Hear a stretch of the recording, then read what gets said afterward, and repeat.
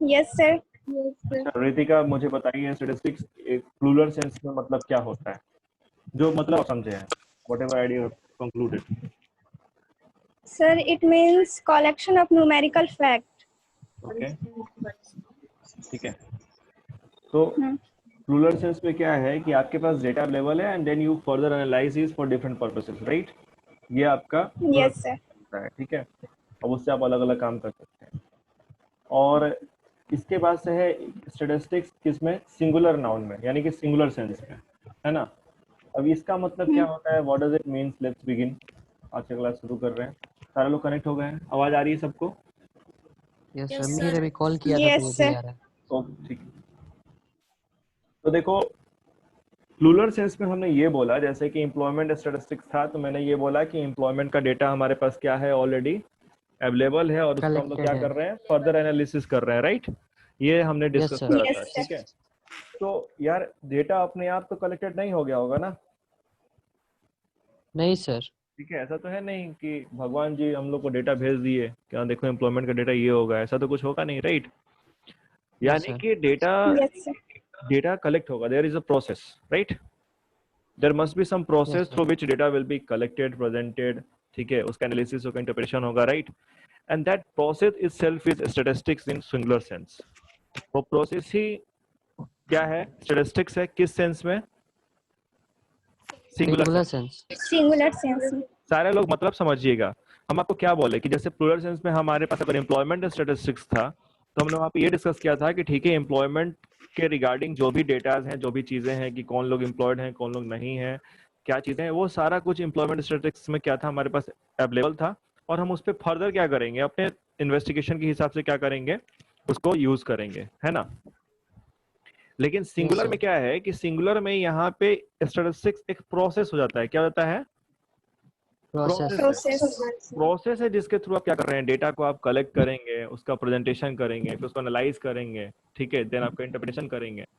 तो यहाँ पे क्या है कि जो आप अभी पढ़ेंगे ना क्लास 11th में, पूरा एक स्टैटिस्टिक्स, ठीक है, तो ये पूरा स्टैटिस्टिक्स हमको किस सेंस में पढ़ना है, सिंगुलर सेंस में।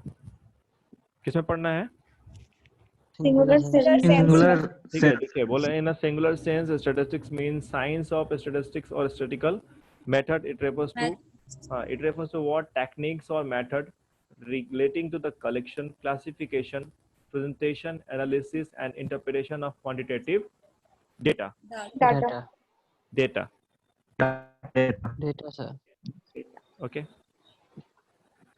So यहाँ पे जब आप सिंगुलर नाउन में देख रहे हैं, यानी सिंगुलर सेंस में स्टैटिस्टिक के मीनिंग को देखते हैं, तो यहाँ आपको ये मालूम चलता है कि स्टैटिस्टिक्स अपने आप में क्या है, एक पूरा प्रोसेस है। एक क्या है, अपने आप में प्रोसेस है। उसके थ्रू हम लोग सीखेंगे कि डेटा कलेक्ट कैसे होते हैं, ठीक है, डेटा कलेक्शन के सोर्सेज क्या क्या हैं, किन किन सोर्सेज से क्या होता है, डेटा कलेक्ट होता है, ठीक है। डेटा को हम लोग किस फॉर्म में प्रेजेंट करते हैं, हम उसको बार डायग्राम में दिखा रहे हैं कि पाई चार्ट के रूप में दिखा रहे हैं, ठीक है। उसका फर्दर एनालिसिस और इंटरप्रिटेशन कैसे होता है, और एक मीनिंगफुल आइडिया कंक्लूड कैसे होगा, ठीक है। तो ये जो पूरा प्रोसीजर है, that entire procedure will be taken as statistics in this singular sense या singular noun. Okay, I hope आपको स्टैटिस्टिक्स एक सिंगुलर नाउन के रूप में क्या है समझ में आ गया होगा। क्या किसी को डाउट है, एनीवन? No sir. ठीक है, हाँ कुछ बोल रहे थे सुशांत आप? सर एक बार और बताएं। एक बार और। देखिए, हम आपको स्टैटिस्टिक्स प्लूरल नाउन में पढ़ाए थे पिछले क्लास में, ठीक। तो हम आपसे ये बात किए थे कि वहाँ पे डेटा हमारे पास अवेलेबल है और उसको हम फर्दर यूज करेंगे आगे के एनालिसिस के लिए, या आगे अपना जो भी रिक्वायरमेंट होगा उस पर्पस के लिए। जैसे आपके पास एम्प्लॉयमेंट स्टैटिस्टिक्स था, ठीक है, से फॉर एग्जांपल। लेकिन मेरा ये कहना है कि वो डेटा किसी ना किसी प्रोसेस के थ्रू कलेक्ट हुआ होगा, उसका प्रेजेंटेशन तो हुआ होगा, ठीक है। तो ये जो सारा काम होगा, ये सारा काम कहाँ पे होगा, statistics as a singular noun में, ठीक है। यानी कि जब स्टैटिस्टिक्स को आप सिंगुलर पढ़ेंगे, तो वहां पे आपका स्टैटिस्टिक्स एक प्रोसेस बन जाएगा। क्या बन जाएगा, एक प्रक्रिया हो जाएगी। वो प्रक्रिया के अंतर्गत आप क्या करेंगे, हाँ बोलिए। तो जो भी डेटा होगा वो सर सिंगुलर नाउन में ही कलेक्ट होगा। जी हाँ, तो कलेक्शन का प्रोसेस है या क्लासिफिकेशन है, यानी कि उसको बांटना, ठीक है, अलग अलग कॉमन बेसिस के बेसिस पे, ठीक है, या उसका प्रेजेंटेशन जो है, एनालिसिस है, ये सारा काम कहाँ होगा, statistics as a singular noun. ठीक है। Singular Yes, noun. sir. हाँ, तो जो आप प्लूरल पर है, प्लूरल में क्या है कि आप उसको फर्दर एनालिसिस कर रहे हैं अपने इन्वेस्टिगेशन के पर्पस के हिसाब से, और सिंगुलर में क्या Yes, है कि sir. ये आपका प्रोसेस हो गया। यहाँ पे क्या हो गया? प्रोसेस हो गया। प्रोसेस हो गया। ठीक है। जैसे देखिए यहाँ पे बोला है ना, स्टेजेस ऑफ स्टैटिस्टिकल स्टडी। ठीक है, तो यहाँ पे क्या है, आप इसको प्रोसेस कहिए या स्टेज कहिए, तो स्टेज 1 में हम लोग क्या करेंगे? Collection of data. ठीक है, डेटा। तो डेटा आप यहाँ पे क्या करोगे? कलेक्ट करोगे। ठीक है, जैसे आपको मान लीजिए कि आपको पता करना है कि हर गांव में मैट्रिक तक कितने पढ़े लिखे लोग हैं। लोग हैं। ठीक है, तो आपने क्या किया? अब आप अलग अलग मेथड है यार, अब जाके गांव में गांव गांव घर घर जाके क्या करो? पूछ लो। या आप चाहें sir. तो गांव का जो मुखिया है उसको पकड़ लिए, क्योंकि मुखिया जो होगा Yes, ऑब्वियस sir. बात है कि गांव का डिटेल उसके पास होगा। अच्छा ये बताओ भैया आपके यहाँ कितने लोग पढ़े लिखे हैं, 10वीं तक पास कितने लोग हैं? ठीक है, या हम चले गए Yes, डीईओ sir. ऑफिस में, डिस्ट्रिक्ट एजुकेशन ऑफिसर का जो ऑफिस होता है, वहाँ पे डिटेल अवेलेबल होता है। ठीक है, शिक्षा विभाग के रिलेटेड।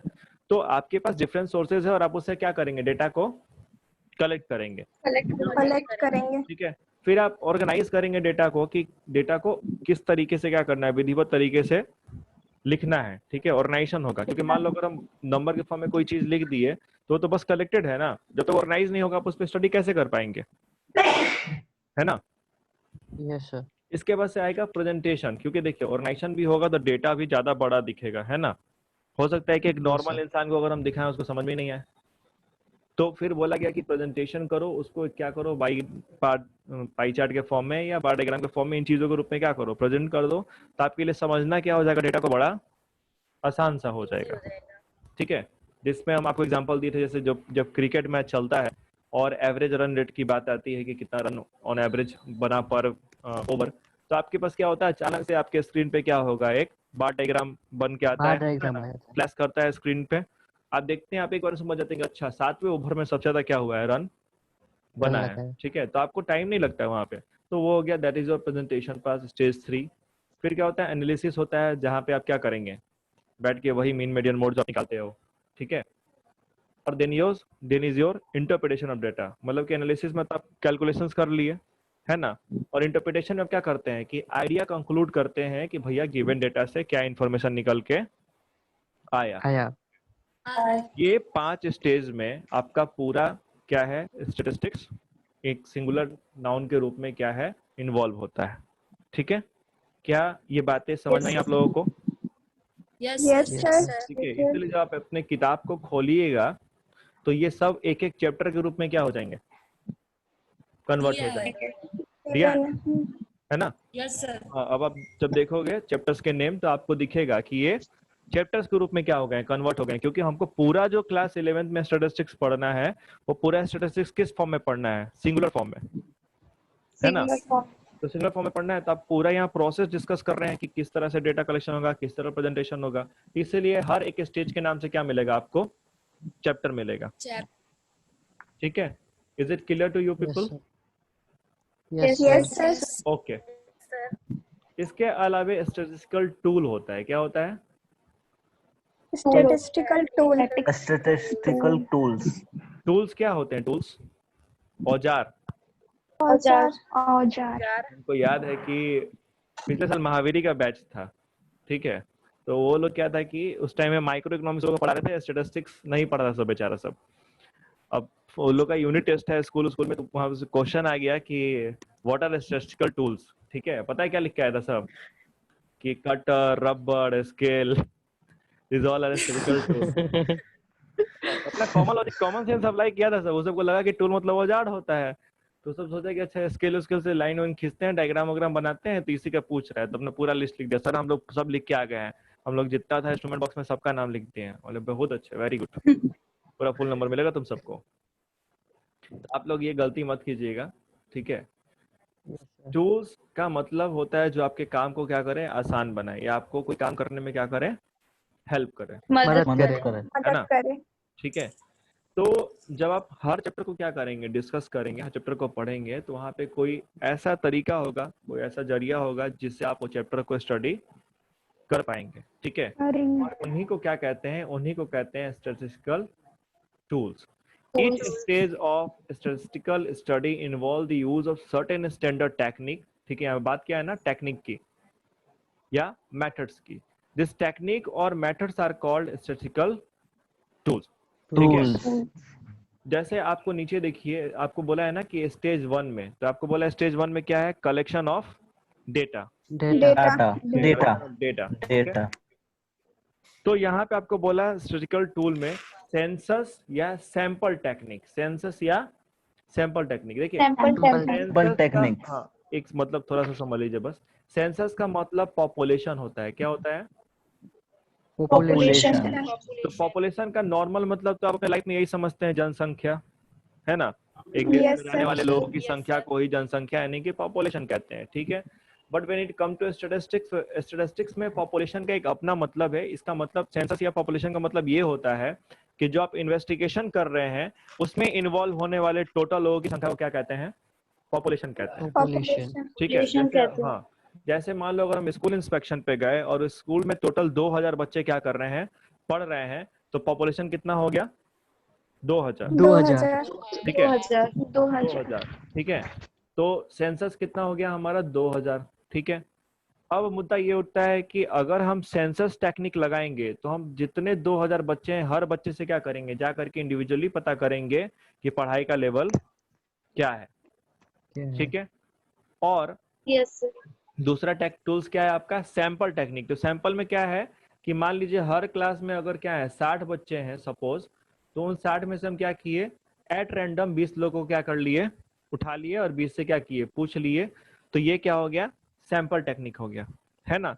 तो क्या आप सेंसस या सैंपल टेक्निक को यूज करके डेटा कलेक्शन कर पा रहे हैं कि नहीं कर पा रहे हैं?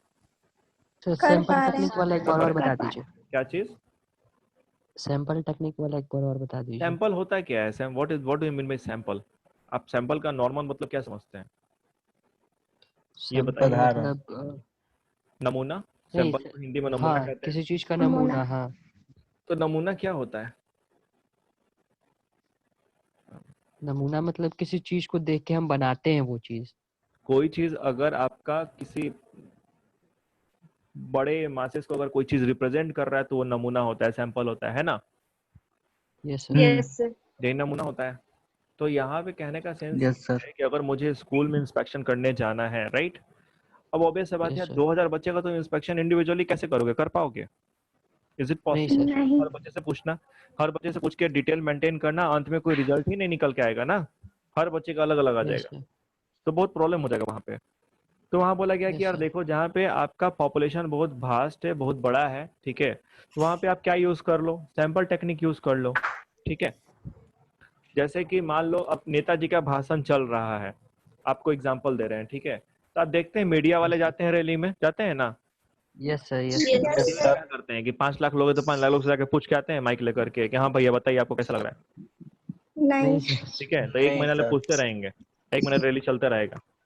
वो क्या करता है, एट रैंडम घूम रहा है, बीच में उस 50 लोग से क्या किया, पूछ लिया, यस सर। हाँ भैया बोलिए आपको क्या कहना है। ठीक है, वो बोलते हैं कि किसी को अच्छा लगा, किसी को खराब लगा। 50 लोग से पूछा, 50 लोग में 30 लोग बोला नहीं नेताजी बहुत अच्छा बोले हैं, तो वो जाके फिर न्यूज चलाएगा क्या कि नेताजी का क्या हो रहा है, जनाधार बढ़ रहा है, लोगों में फेमस है। ठीक है, एक यस सर। छवि बना हुआ है, राइट? तो यहाँ पे यस आप सर। कौन टेक्निक लगाए भैया, सेंसस लगाए कि सैंपल लगाए? Sample technique sample sample sample. Technique. Sample technique, sample technique sample technique, right? लेकिन अगर मान लो यस सर। यही अगर क्राइम हो गया कहीं पे, ठीक है, मर्डर हो गया, तो यस मर्डर सर। जब हो गया, ठीक है, तो उसके बाद से क्या होता है, वहाँ पे सैंपल टेक्निक लगता है? नहीं। नहीं नहीं, सर। वहाँ पे जब पुलिस आएगी तो पुलिस क्या करेगी, सबको टांग ले जाती है ना?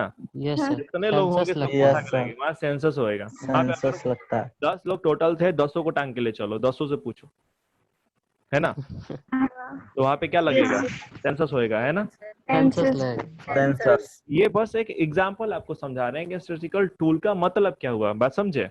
इन सब के बारे में हम लोग को पढ़ना है, क्योंकि इनके ऊपर पूरा का पूरा चैप्टर ही क्या है, बेस्ड है। बात समझ रहे हो? तो ये तो बस यस आपको सर एक समझाने का आइडिया था मेरा, कि आपको बस समझा दें कि टूल्स के रूप में काम कैसे करते हैं, क्योंकि इन्हीं मेथड्स या टेक्निक को आप यूज करके क्या कर पा रहे हैं, इस पार्टिकुलर प्रोसेस को कंडक्ट कर पा रहे हो। कर पा रहे हैं। कर पा रहे हैं आई होप कि आपको ये पुलिस वाला और ये एग्जांपल समझ में आ गया होगा कि सेंसर्स और सैंपल यस क्या सर, है बहुत ना? अच्छे से। यस ठीक है, सर। तो इसी तरीके से देन फिर आपका ऑर्गेनाइजेशन होगा। ऑर्गेनाइजेशन में क्या होता है कि आप किसी चीज को ऑर्गेनाइज करते हो, एक प्रॉपर तरीके से क्या करते हो, रखते हो, ठीक है। तो वहां पे आपका, मेरा आवाज रिपीट हो रहा है क्या? नहीं अभी ठीक है। That's हाँ, तो यहाँ पे array of data, tally bars, ठीक है। अभी टैली बार्स क्या होता है, क्या चीजें होती हैं, ये सब हम लोग को क्या करना है, पढ़ना है, ठीक है। तो this all are your tools, जिन टूल्स को आप यूज करके क्या करेंगे, इन डिफरेंट प्रोसेस को कंडक्ट कर पाएंगे, करेंगे। ठीक है। करेंगे। तो अब अगर आपसे कोई पूछे, मिहिर आपसे कोई पूछे कि मिहिर मुझे ये बताओ कि स्टैटिस्टिकल टूल्स का मतलब क्या होता है, तो आपका जवाब क्या होगा, क्या बोलेगा? स्टैंडर्ड्स, टेक्निक्स और मेथड्स। हाँ, ठीक है, वेरी गुड। स्टैंडर्ड, टेक्निक या मेथड, जो क्या होते हैं, Methods. यूज होते हैं स्टैटिस्टिकल प्रोसेस को कंडक्ट करने के लिए। कराने के लिए। करने में। बस that's it, this is what statistical tools. Okay, चलो अब आया है कि स्कोप ऑफ स्टैटिस्टिक्स, ठीक है। स्कोप मतलब क्या होता है? स्कोप मतलब, what do you mean by the word scope? भविष्य। स्कोप मतलब भविष्य। अच्छा, एनीबॉडी एल्स? बड़ा, क्योंकि ये वर्ड बड़ा, कॉमर्स वालों को तो भाई ये वर्ड पक्का मांग सर, मांग। मांग होगा। हाँ, कुछ हद तक मांग भी होता है। किसी चीज का बहुत ज्यादा मांग है। अच्छा, गर्ल्स लोग में से कोई कुछ नहीं बोल रहा, लग रहा है गूगल चक्कर सर्च कर रहे हैं लोग। No sir. नहीं पता है। ठीक है, स्कोप मतलब होता है एरिया। स्कोप मतलब क्या होता है? Area. नॉर्मल तो मतलब आप समझ सकते हैं इसका एरिया, मतलब किस हद तक या कहाँ तक कोई चीजें क्या हो रही हैं, डिस्कस हो रही हैं किसी सब्जेक्ट मैटर में, वही क्या होता है, उसका स्कोप होता है, Scope. एरिया। ठीक है। और कॉमर्स में अगर तुम आए हो ना बाबू, तो ये वर्ड तो तुम पक्का सुनोगे, ठीक है। अपना गांव में अगल बगल तो पक्का कोई ना कोई तुमको पक्का बोलेगा कि कॉमर्स ले लिए, कॉमर्स स्कोप ही नहीं है। ठीक है। यस सर, रोज सुनता हूँ। It's a very common word, scope, ठीक है। तो खैर अब आपको यहाँ पे Yes. डिस्कस हो रहा है कि स्टैटिस्टिक्स का स्कोप क्या है। कॉमर्स छोड़ो, अब स्टैटिस्टिक्स के स्कोप पे पहले बातें कर लेते हैं। तो बोला है कि study of scope of statistics include, ठीक है।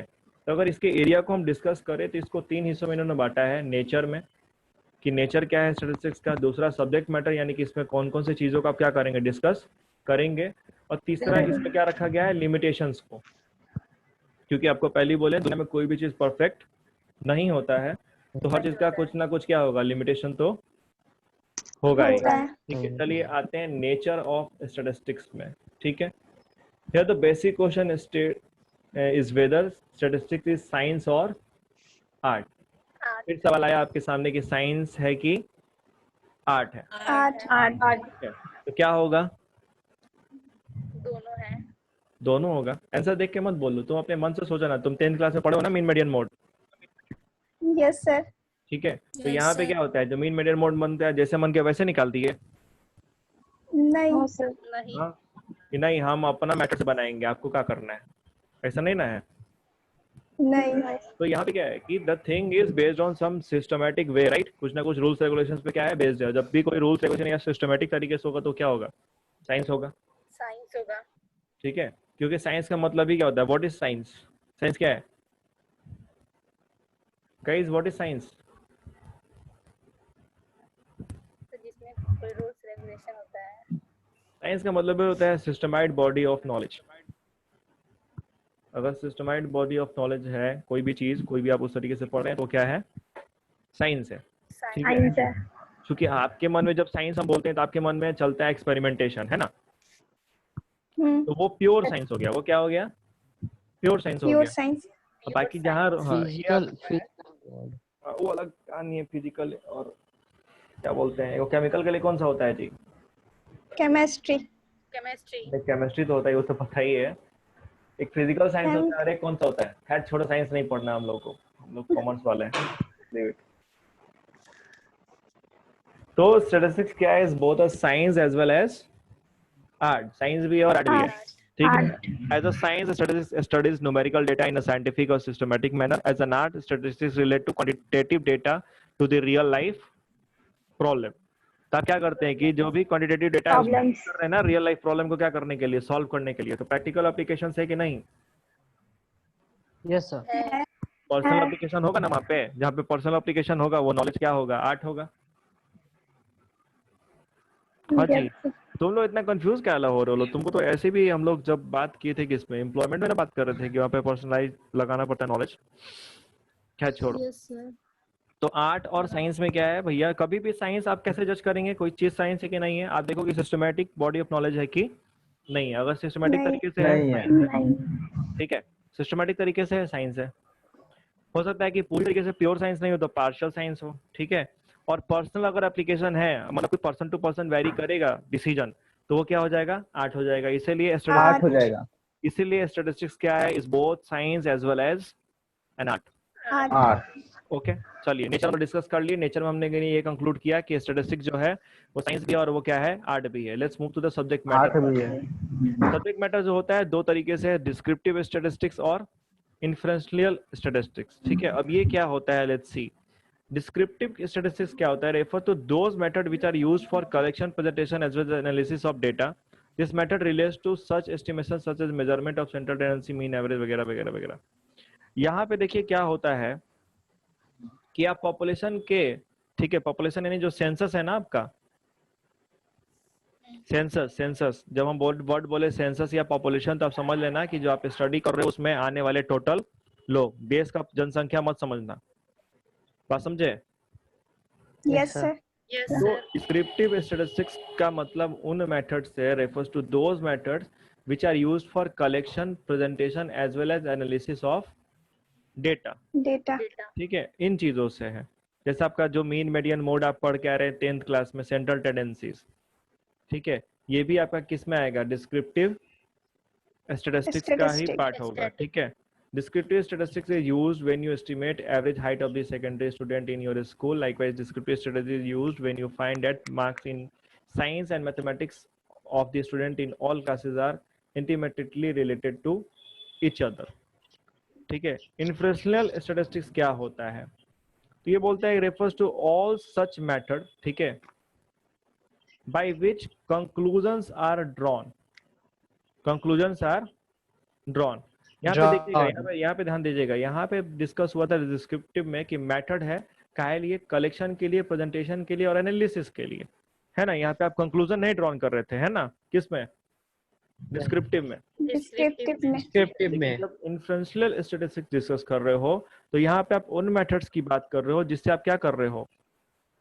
Conclusion निकाल रहे हैं. कंक्लूजन ड्रॉन कर रहे हो। किसके बारे में? जो भी यूनिवर्स या आपका पॉपुलेशन है उसके बारे में, बारे में.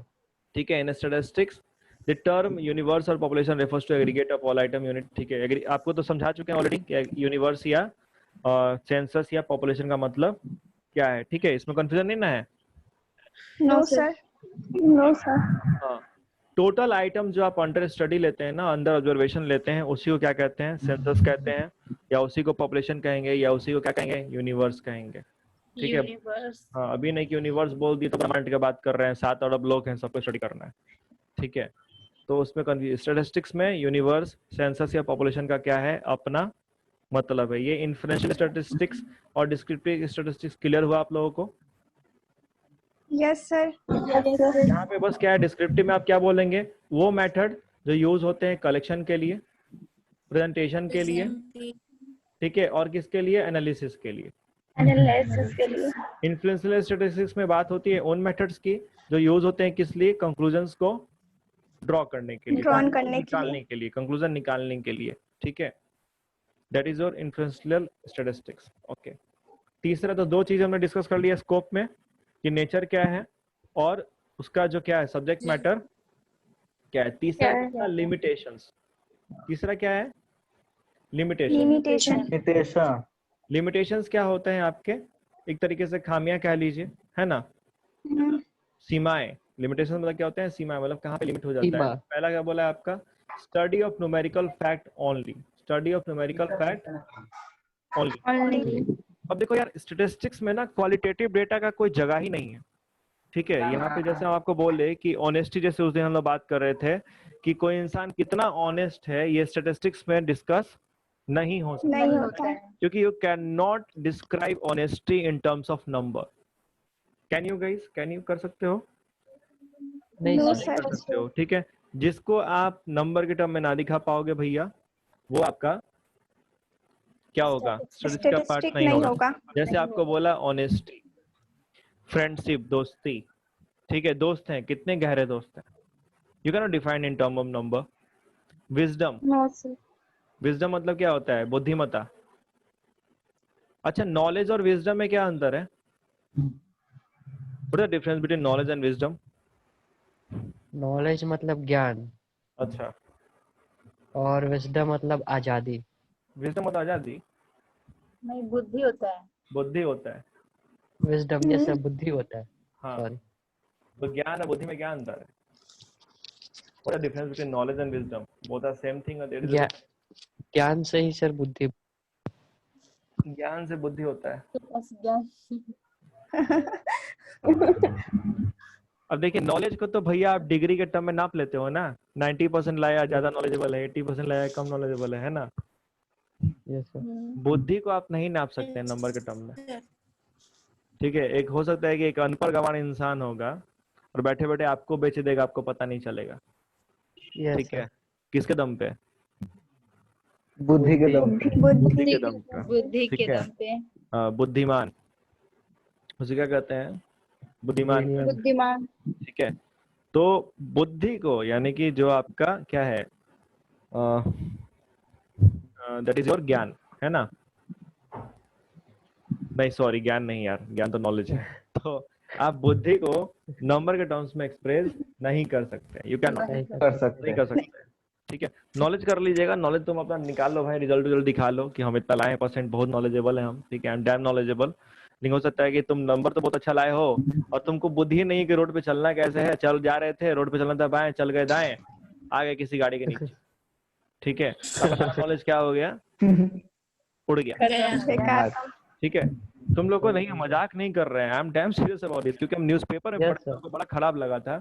बिहार की टॉपर थी, ठीक है, लड़की एक, तो वो दिल्ली Yes, sir. जा करके पढ़ाई करने के लिए, और वहां पे ट्रेन से कट के मर गई। काहे? हेडफोन लगा के रोड पार करी थी ट्रेन और उसको सुनाई नहीं दिया, ठीक है। वाह। तो ऐसा आप कौन सा एजुकेशन ले रहे हो यार कि आपको ये नहीं पता चलता है कि जब क्रॉसिंग करना है तो आपको वहां पे हेडफोन नहीं यूज करना है ना। वहां पे क्या है, बुद्धि की कमी थी कि नहीं थी? Yes, थी sir. थी। चलो ठीक है, आगे चलते हैं। Study of aggregate only. हम यहाँ पे किसी भी सिंगल पर्सन या सिंगल चीज के बारे में बात नहीं करते हैं स्टैटिस्टिक्स में। उसी दिन डिस्कस हुआ था ना। यहाँ पे जब भी बात होगा तो क्या Yes, होगा? sir. एग्रीगेट्स की बात होती है, Aggregate ऑन एवरेज बेसिस चीजें को हम लोग क्या करते हैं, डिस्कस करते हैं, ठीक है। Statistics studies only the aggregate of quantitative facts, ठीक है, does not study statistical fact relating to any particular unit. यहाँ लिखा है ना, यहाँ का यहाँ लाइन पढ़िए। Yes, sir. किसी सिंगल पर्सन सिंगल आइटम से इसको मतलब नहीं है, नहीं नहीं है। रहता है। ठीक है। इस पे सारा डिस्कशन उस दिन एग्रीगेट्स पे ही चला था कि यहाँ पे हमेशा ये क्या करेगा कि प्लूरल फॉर्म में आएगा। तुम्हारा जब भी स्टडी करोगे तो 3 4 5 10 50 लोग होंगे, एक सिंगल बंदे से कोई मतलब नहीं है, नहीं है नहीं इसको। इसका कोई मतलब ही नहीं होता। फिर आपको बोला क्या? Homogeneity of data an essential requirement, ठीक है।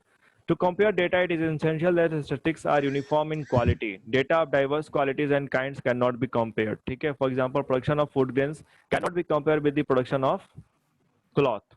Cloth. ठीक है।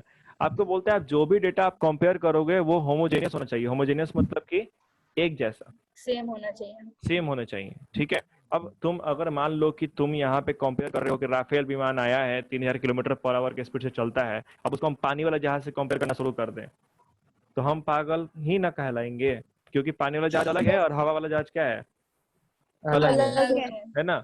तो यहाँ पे वही बात कर रहा है कि आप जो भी डेटा होंगे उसका होमोजेनिटी होना जरूरी है, होमोजेनियस होना जरूरी है। अगर होमोजेनियस नहीं होगा तो कंपेयर नहीं हो पाएगा, नहीं नहीं होगा। ठीक है। तो इस तरीके से आप यहाँ पे कहीं कहीं पे स्टेटिस्टिक्स फेल हो जाएगा, आप कंपेरेबिलिटी नहीं कर पाएंगे, कंपेयर ही नहीं कर पाएंगे, ठीक है, चाह के भी दो चीजों को।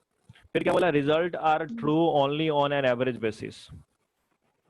जो रिजल्ट है आपका, जो स्टैटिस्टिक्स में रिजल्ट निकल के आता है वो सही होता है सिर्फ मात्र एक औसत बेसिस पे, एक एवरेज बेसिस पे। इसका मतलब क्या हुआ? मतलब इसका ये हुआ कि एक नदी है, क्या है? नदी। नदी। ठीक है, नदी है, लेकिन नदी में धारा ऐसे ना बहता है जी, रोड बना दिए थे।